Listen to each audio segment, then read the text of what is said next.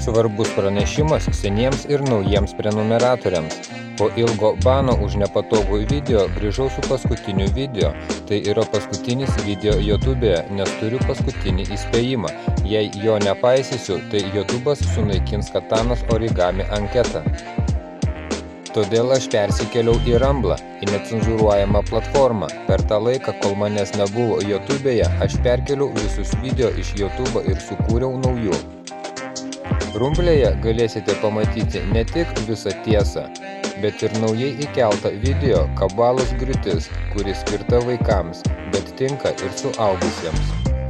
Į Rumblę įkėliau ir daugiau naujų video apie švietimo sistemos piramidę, naujo pasaulio tvarką, vaistus, kurie uždrausti, ir taip pat banintus video apie daktaro įžvalgas, didįjį pabudimą ir artėjančių didžiųjų įvykių užuominas.